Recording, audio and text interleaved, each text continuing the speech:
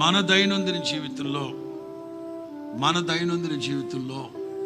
ఇక నా వల్ల కావట్లేదు ప్రభు అని మనం ఎప్పుడైతే చేతులు ఎత్తేస్తామో పరిశుద్ధాత్ముడే నిన్ను నడిపించును.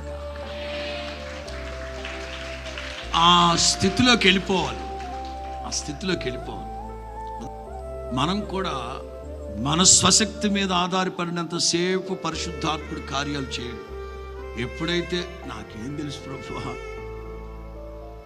హ్యాండ్స్ అప్, మీకు అప్పచెప్పుకుంటున్నాను ప్రభు అని అంటే ప్రభు అదే అంటాడు, పేతురు వయసు మీద ఉన్నప్పుడు నీకు ఇష్టం వచ్చినట్టు తిరిగావు, ఓ సమయం వస్తుంది నా వల్ల కాదు బాబా అని చేతులు ఎత్తేస్తావు, వేరొక్కడొచ్చి నీ మనస్సు అనే నడుము కట్టి నిన్ను నడిపిస్తాడు. దైవ జనాంగమా, నీ స్వబుద్ధి మీద నీ స్వశక్తి మీద ఆధారపడి ఉన్నంతసేపు కొన్నే చేస్తావు. ఎప్పుడైతే నా వల్ల కాదు ప్రభు అని చేతులు ఎత్తేస్తావో పరిశుద్ధాత్ముడే నీ పక్షమై కార్యాలు జరిగించునుగాక. పరిశుద్ధాత్ముడే సమస్త కార్యాలు నీ పక్షమై చక్కదిద్దునుగాక. నీకు మారుగా పరిశుద్ధాత్ముడే వ్యవహరిస్తాడు, ఒకళ్ళతో పుచ్చుకుంటాడు.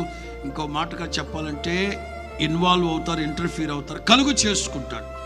ఆయనే కలుగు చేసుకొని మనల్ని నడిపిస్తాడు.